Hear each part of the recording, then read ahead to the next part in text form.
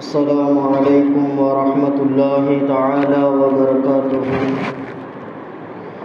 إن الحمد لله نحمده ونستعينه ونستغفره ونؤمن به ونتوكل عليه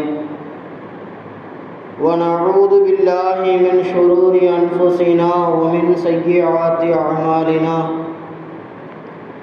من يهده الله فلا مضل له ومن يضلله فلا هادي له. ونشهد أن لا إله إلا الله وحده لا شريك له. ونشهد أن محمدا عبده ورسوله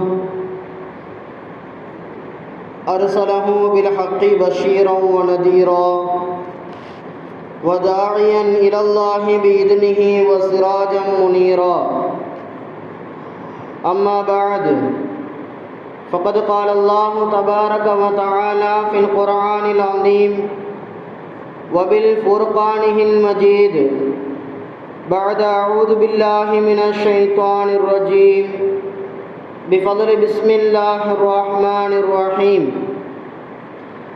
المال والبنون زينة الحياة الدنيا والباقيات الصالحات خير عند ربك ثوابا وخير عملا. ويوم نسير الجبال فترى الأرض بارزة وحشرناهم فلم نغادر منهم أحدا.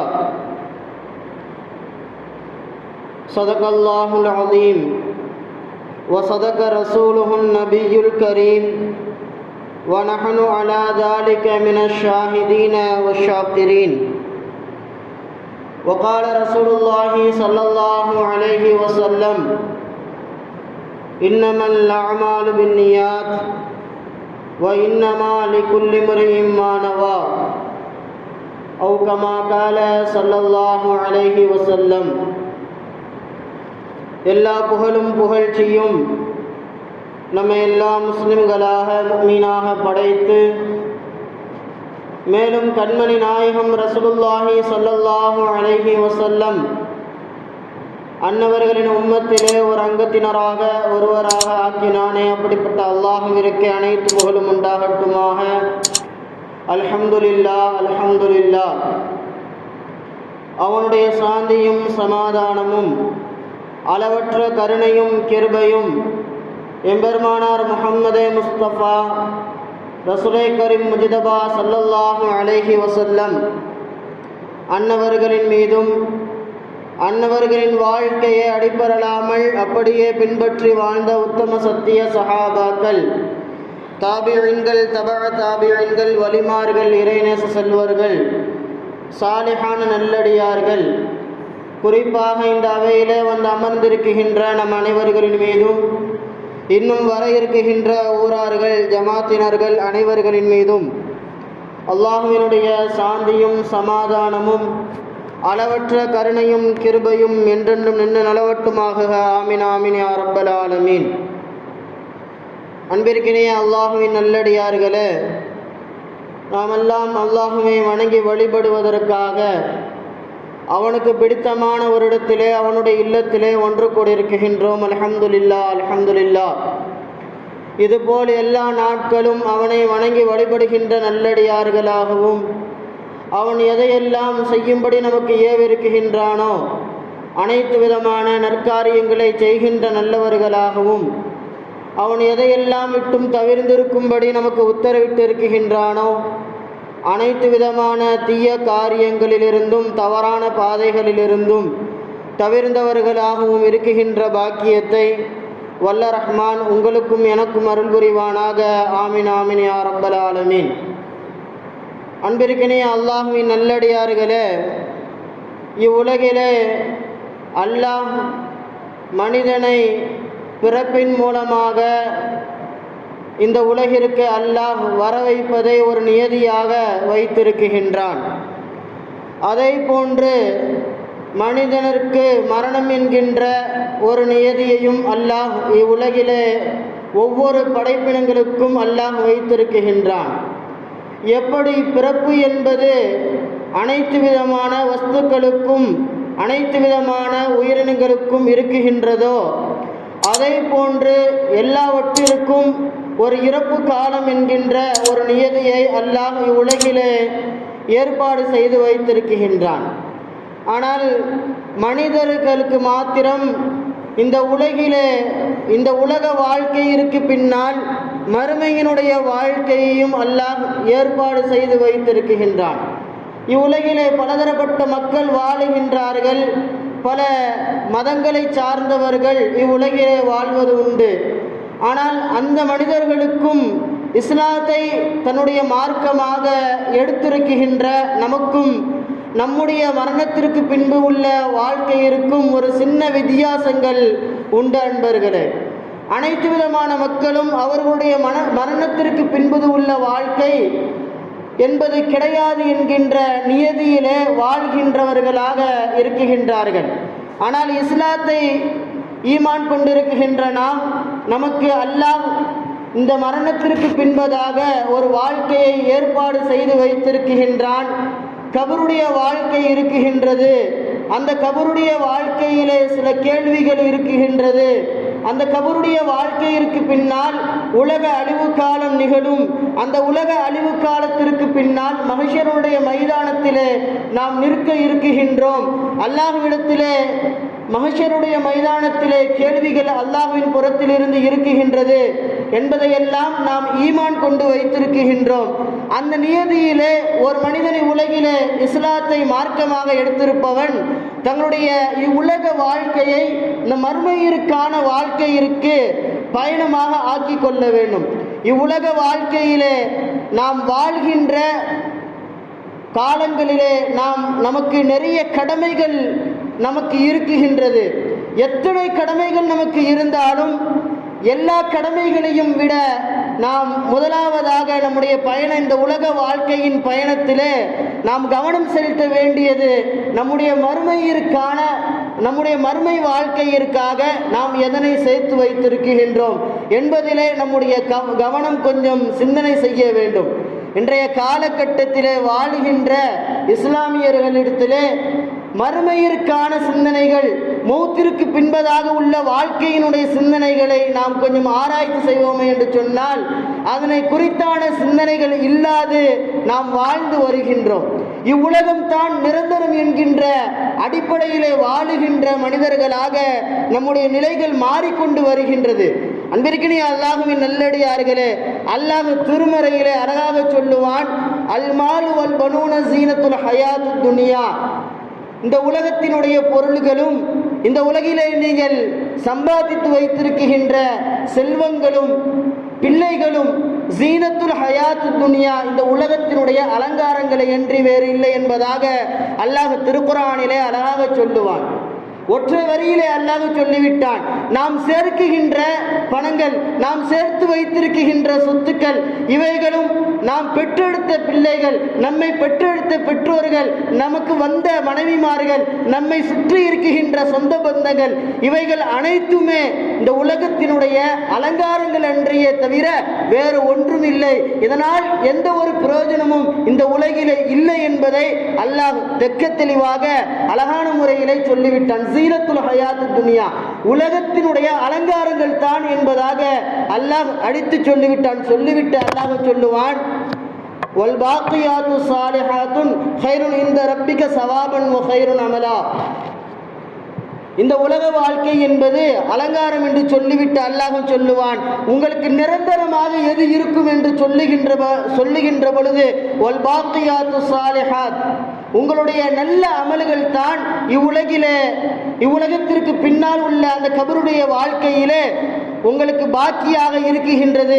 நீங்கள் மரணமாக ஆகிவிட்டால் உங்களை பின்தொடர்ந்து வருகின்ற சொத்துக்களும் உங்களுடைய பிள்ளைகளும் உங்களை விட்டு அடக்கம் செய்துவிட்டு சென்று விடுவார்கள்.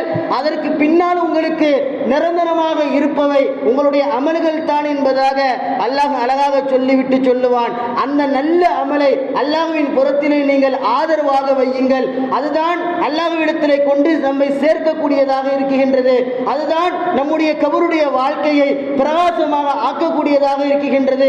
அந்த அமல்கள் தான் நாளை மஹ்ஷரிலே அல்லாஹ்விற்கு உகந்ததாக இருக்குகின்றது என்பதாக அல்லாஹ் திருமறையிலே இந்த உலக வாழ்க்கையும் கபருடைய வாழ்க்கையிற்கான முன்னோற்றத்தை நாம் ஆராய்ச்சி செய்ய வேண்டும் என்பதற்காக அல்லாஹ் அழகாக சொல்லிவிட்டான்.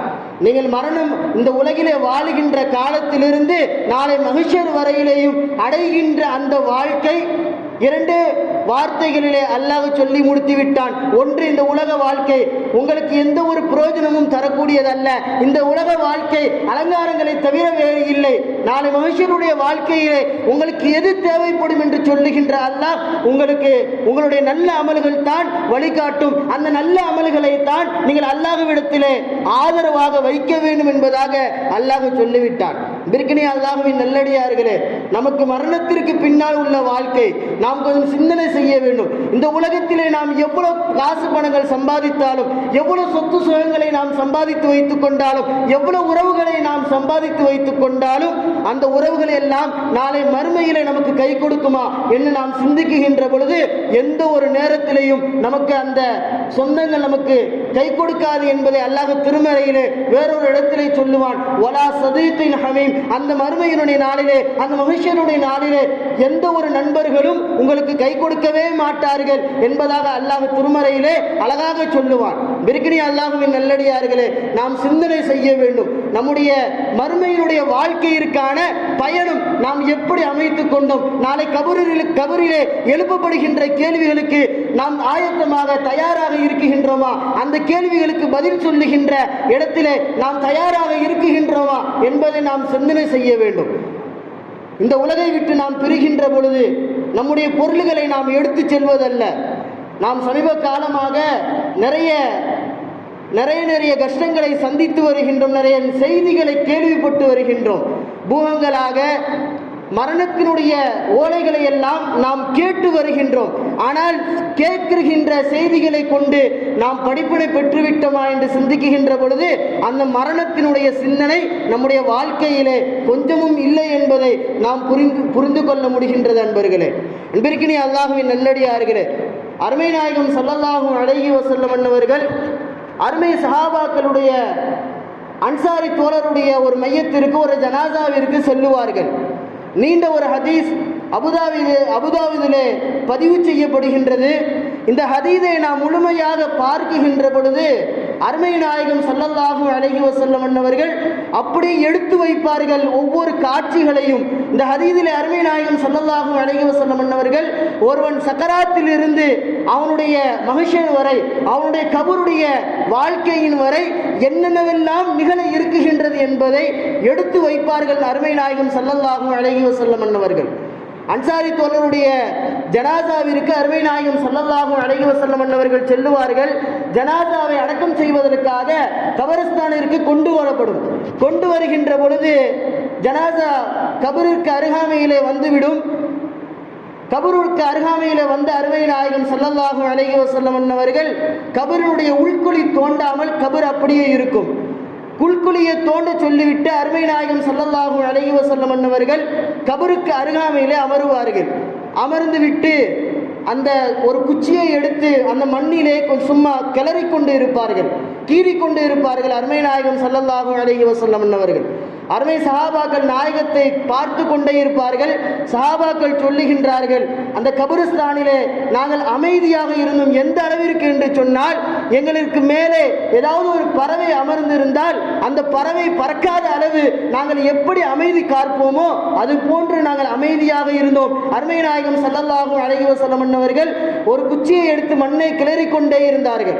சிறிது நேரம் கிளறி கொண்ட அருமை நாயகம் ஸல்லல்லாஹு அலைஹி வஸல்லம் அவர்கள் தங்களுடைய தலையை உயர்த்தினார்கள்.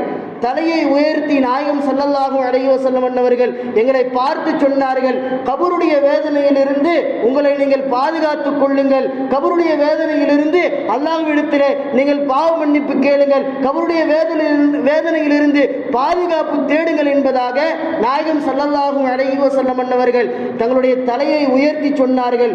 சுமார் 3-4 தடவைக்கு அருமை நாயகம் அவர்கள் இந்த வார்த்தையை திரும்ப திரும்ப சொன்னார்கள் எங்களிடத்திலே என்பதாக சொல்லிவிட்டு அருமை சஹாபாக்கள் அறிவிக்கின்றார்கள். நாயகம் ஸல்லல்லாஹு அலைஹி வஸல்லம் அவர்கள் அத்தோடு நிறுத்தாமல் எங்களுக்கு உபதேசம் செய்தார்கள் என்பதாக சொல்லுவார்கள் சஹாபா பெருமக்கள்.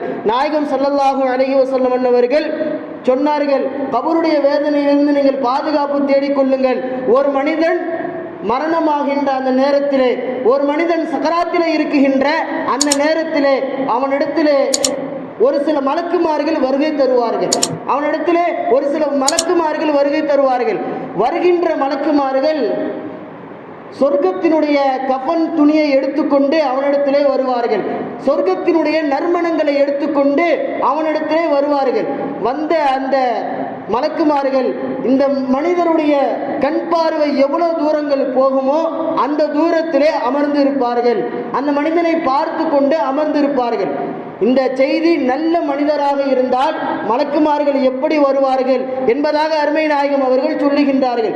ஒரு மனிதனை உலகிலே அல்லாஹ்வினுடைய கட்டளையை சரியான முறையில் பேணி நடப்பானையானால், அல்லாஹ்வினுடைய கட்டளைக்கு அடிபணிந்து நடந்து இந்த இஸ்லாத்தினுடைய வாழ்க்கையை சரியாக வாழ்வானையானால், அப்படிப்பட்ட நல்ல மனிதர்களிடத்திலே அவருடைய மௌத்து எப்படி வரும், அவருடைய கபருடைய வாழ்க்கை எப்படி அமையும் என்பதாக அருமை நாயகம் சொல்லுகின்ற பொழுது சொல்லுவார்கள், சில மலக்குமார்கள் சொர்க்கத்தினுடைய கஃனையும் சொர்க்கத்தினுடைய நறுமணங்களையும் எடுத்துக்கொண்டு இந்த மனிதனுடைய பார்வைக்கு அப்பால் உட்கார்ந்திருப்பார்கள்.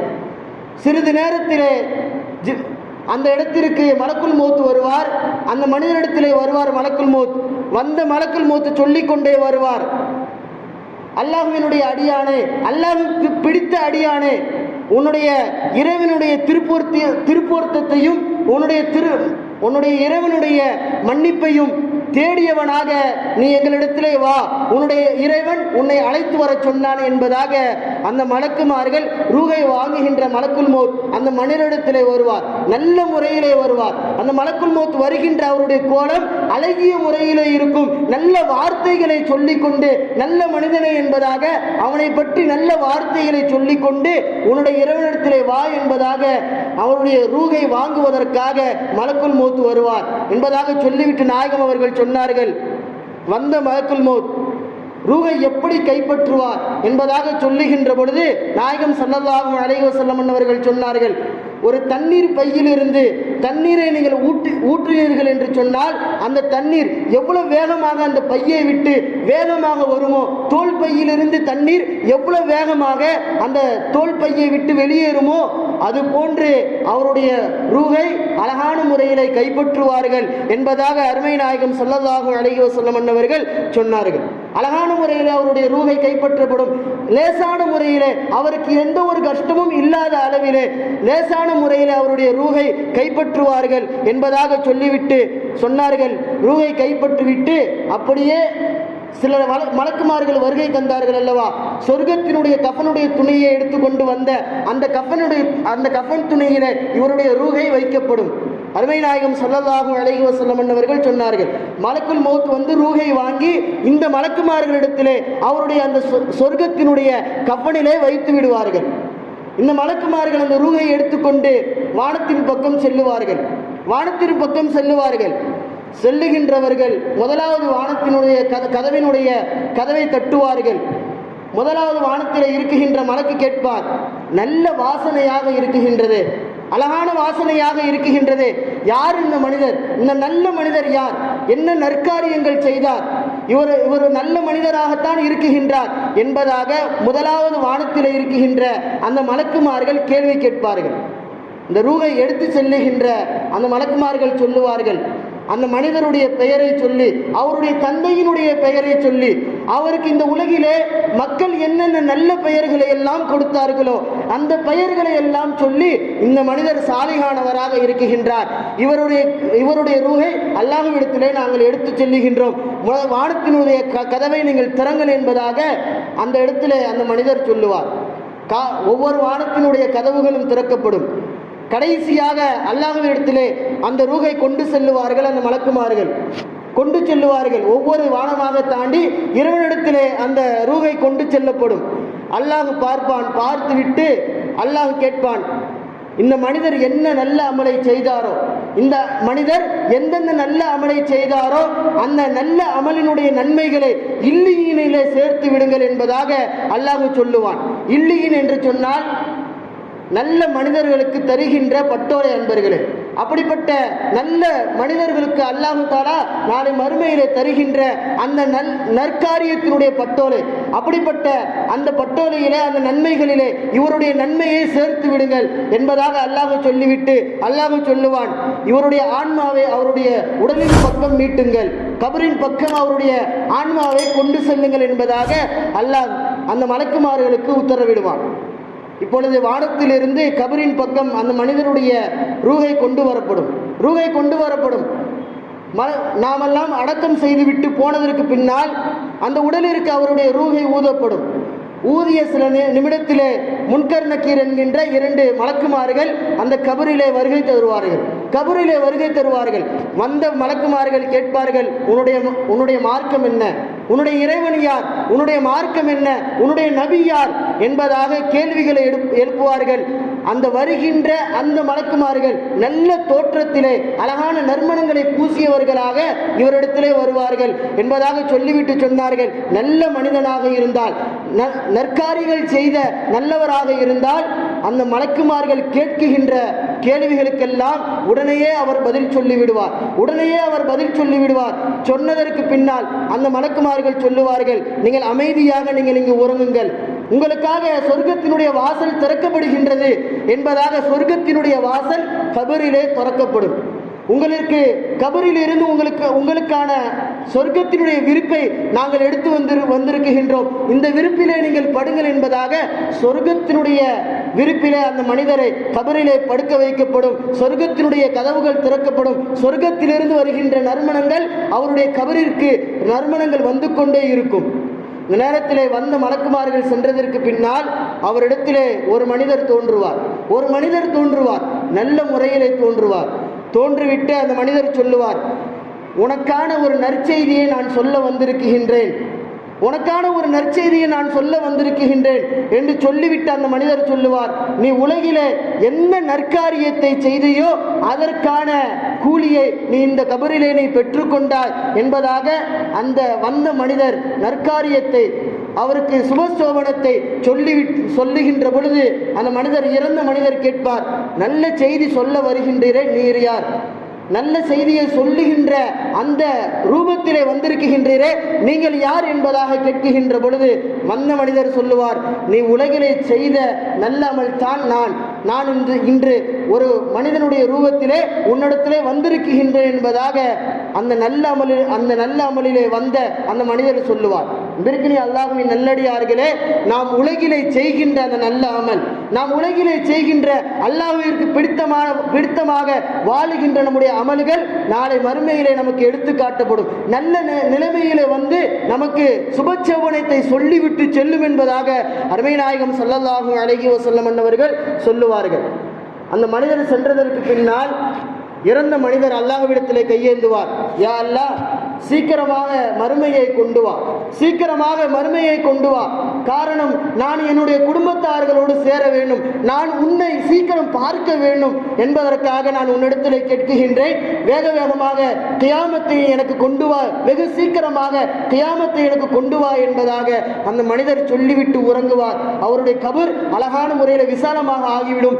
எந்த அளவிற்கு விசாலமாக ஆகும் என்று சொன்னால் 70 மடங்கு அளவு அவருடைய கபர் விசாலமாக ஆகும் என்பதாக அருமை நாயகம் ஸல்லல்லாஹு அலைஹி வஸல்லம் அவர்கள், ஒரு மனிதன் நல்லவனாக உலகிலே வாழ்ந்து அல்லாஹ்விற்கு கட்டுப்பட்டு வாழ்ந்து தொழுகையை சரியான முறையிலே நிறைவேற்றி அல்லாஹ் சொன்ன கட்டளைகளுக்கெல்லாம் தன்னுடைய வாழ்க்கையை அமைத்து கொண்டு எந்த மனிதன் நல்ல வாழ்க்கையை வாழுகின்றானோ அவனுக்கு கபர் சொல்லுகின்ற, அவனுடைய சக்கராத்திலிருந்து அவனுக்கு கபர் வரை அல்லாஹ் தருகின்ற நற்பெயர்கள் என்பர்களே, நற்சோபனங்கள் இதுவெல்லாம் அருமை நாயகம் ஸல்லல்லாஹு அலைஹி வஸல்லம் அவர்கள் சொல்லிவிட்டு அடுத்தபடியாக சொன்னார்கள், ஒரு மனிதன் கெட்டவனாக இருப்பான் என்று சொன்னால், தீயவனாக இருப்பான என்று சொன்னால், அல்லாஹ்வினுடைய கட்டளை இருக்கு அடிப்பணியாமல் வாழ்வான என்று சொன்னால் அவனுடைய நிலை எப்படி இருக்கும் என்பதாக அருமை நாயகம் ஸல்லல்லாஹு அலைஹி வஸல்லம் அவர்கள் சொன்னார்கள். இந்த செய்தியை சொல்லி நான் முடிக்குகின்றேன். நாயகம் ஸல்லல்லாஹு அலைஹி வஸல்லம் அவர்கள் சொன்னார்கள், அந்த மனிதருக்கு எப்படி சில மலக்குமார்கள் நல்ல கோலத்திலே வந்தார்களோ அதே போன்று சில மலக்குமார்கள் இவருடைய சக்கராத்திலே ஒரு மனிதன் தீயவனாக இருப்பான் என்று சொன்னால் அவருடைய சக்கராத்திலே அவருடைய கண் பார்வை தூரத்திற்கு சில மலக்குமார்கள் வருவார்கள்.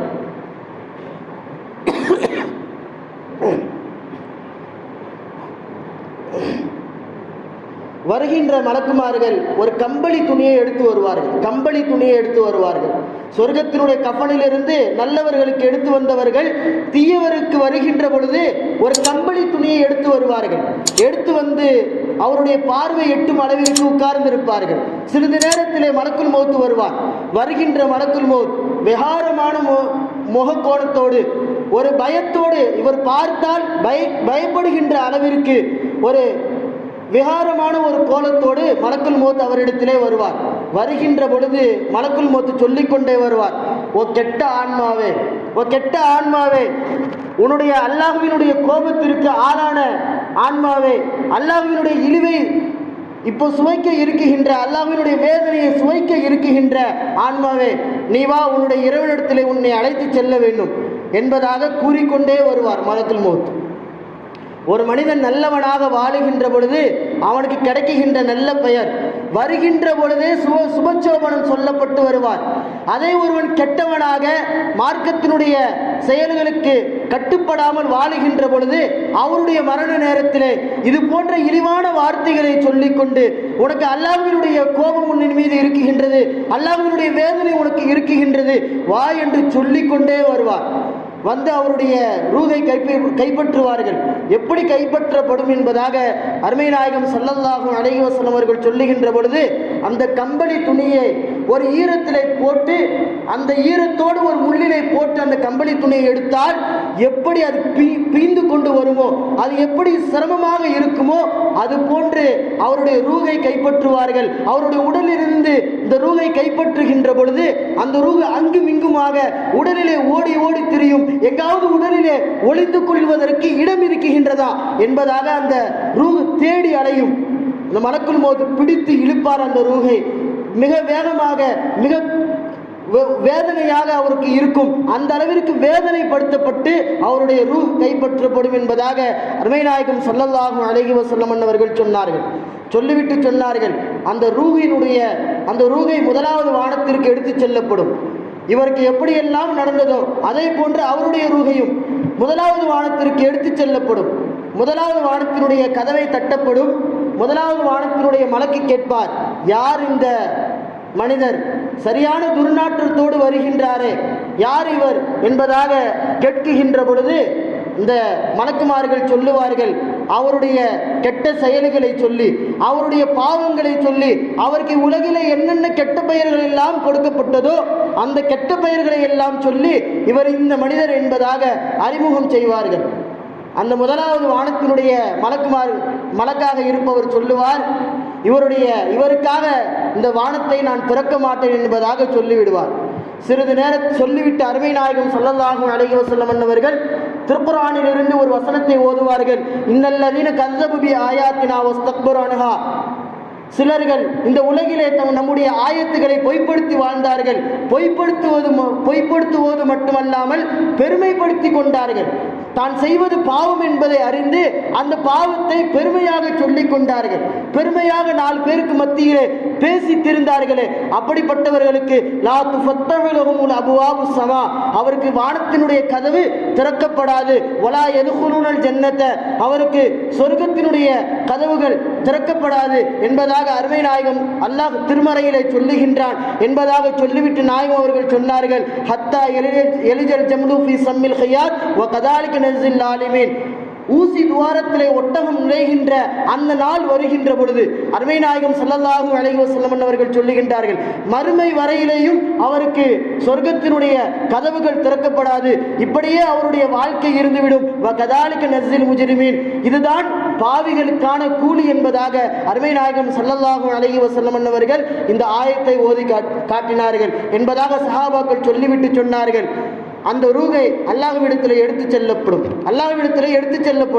அல்லாஹ் கேட்பான், இந்த மனிதர் செய்த அந்த கெட்ட செயல்களை எல்லாம் சிஜ்ஜீன் என்கின்ற அந்த கெட்ட விஷயத்திலே எழுதிவிடுங்கள் என்பதாக அந்த மலக்குமார்களுக்கு கட்டளையிடுவான். சிஜ்ஜின் என்று சொன்னால் மார்க்கத்தினுடைய ஆசிரியர்கள் விரிவுரை தருகின்றார்கள், உலகத்தினுடைய அடிக்குழியிலே அவருடைய அந்த கெட்ட செயல்களை எல்லாம் பதிவு செய்யப்படும்.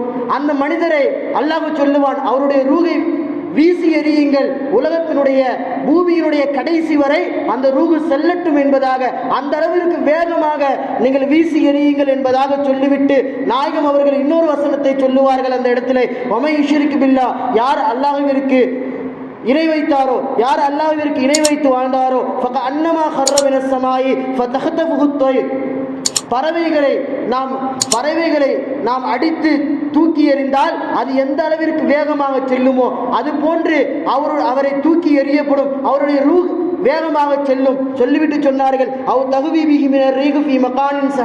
அல்லது ஒருவரை காற்று அடித்து சென்றால் எந்த அளவிற்கு வேகமாக காற்று இழுத்து செல்லுமோ அது போன்று அவருடைய ரூகை வேகமாக தூக்கி எறியப்படும் என்பதாக அருமை நாயகம் ஸல்லல்லாஹு அலைஹி வஸல்லம் அவர்கள் சொன்னார்கள்.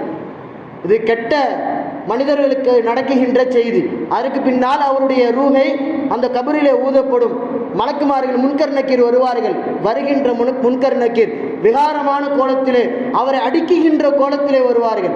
கேள்விகளை கேட்பார்கள், உன்னுடைய ரப்பு யார், உன்னுடைய மார்க்கம் என்ன, உன்னுடைய நபி யார் என்பதாக கேட்குகின்ற பொழுது அந்த வார்த்தையிற்கு அவரால் பதில் சொல்ல முடியாது. சொல்லுவார், கை சேதமே, எனக்கு இதற்கான பதில் தெரியவில்லையே, கை சேதமே, இதற்கான பதில் எனக்கு தெரியவில்லையே, என்னை உலகத்தின் பக்கம் அனுப்புங்கள் என்பதாக அந்த மனிதர் கதறுவார்.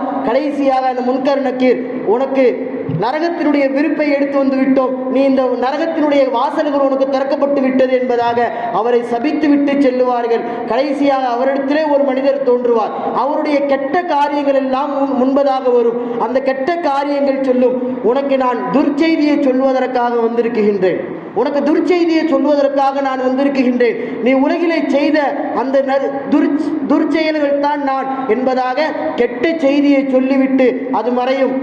மறைந்ததற்கு பின்னால் அந்த மனிதர் அல்லாஹ்விடத்திலே கேட்பார், யா அல்லாஹ், மறுமை நாளை வேகமாக வரவைத்து விடாதே, மறுமை நாளை வேகமாக வரவைத்து விடாதே, என்னால் மறுமையினுடைய தண்டனையை தாங்க முடியாது என்பதாக கதறி அழுவார் என்பதாக அருமை நாயகம் ஸல்லல்லாஹு அலைஹி வஸல்லம் அவர்கள் சொல்லிவிட்டு சொல்லுவார்கள், அருமை சஹாபாக்களே, நீங்கள் அல்லாஹ்விடத்திலே கபருடைய வேதனையிலிருந்தும் மஹ்ஷருடைய வேதனையிலிருந்தும் நீங்கள் அல்லாஹ்விடத்திலே பாதுகாப்பு தேடுங்கள் என்பதாக அருமை நாயகம் ஸல்லல்லாஹு அலைஹி வஸல்லம் அவர்கள் அழகாக சொல்லுவார்கள். இதற்கு அல்லாஹ்வின் நல்லடியார்களே, ஒரு முழுமையான ஒரு ஹதீஸை நாம் பார்த்து இருக்கின்றோம்.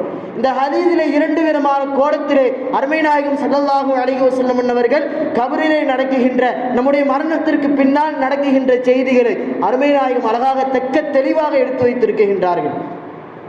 நாம் நம்முடைய வாழ்க்கையிலே நம்முடைய நல்ல அமல்களை நாம் சீராக வைத்துக் கொள்வோமே ஆனால், தொழுகையின் மூலமாக அல்லாஹ்வினுடைய கட்டளைகளை செய்வதன் மூலமாக நாம் நல்லடியார்களாக நாம் திகழ்வோமே என்று சொன்னால், நாளை மறுமையிலே நம்முடைய வாழ்க்கை சுபசோபனம் உள்ள வாழ்க்கையாக நல்ல வாழ்க்கையாக அமைந்துவிடும். அதுவே நாம் மாறு செய்து தொழுகாமல் அல்லாஹ்வினுடைய கட்டளைகளுக்கு மாறு செய்து கொண்டு எந்த ஒரு பாவம் செய்கின்றோம் என்கின்ற அந்த சிந்தனை கூட இல்லாது நாம் பேசி திருவோமே என்று சொன்னால், நாளை மறுமையிலே நமக்கான இடம் எப்படி இருக்கும் என்பதை தெக்க தெளிவாக இந்த ஹதீஸ் நமக்கு சொல்லி காட்டிவிட்டது. அன்பிற்கினே அல்லாஹ்வின் நல்லடியார்களே, உலகில் வாழுகின்ற காலங்களிலே அல்லாஹ் எதனை செய்யும்படி நமக்கு ஏவிருக்கின்றானோ அந்த அடிப்படையிலே நம்முடைய வாழ்க்கையை அமைத்துக் கொண்டு நாளை மறுமையினுடைய வாழ்க்கையிற்காக நம்முடைய வாழ்க்கையினுடைய பயணத்தை தொடர்ந்து நம்முடைய வாழ்க்கையை நாளை மௌத்திலிருந்து நாளை மஹ்ஷர் வரையிலேயும் நல்ல வாழ்க்கையாக ஆகுவதற்கு நல்ல அமல்களை செய்கின்ற பாக்கியத்தை வல்ல ரஹ்மான் உங்களுக்கும் எனக்கும் அருள் புரிவானாக.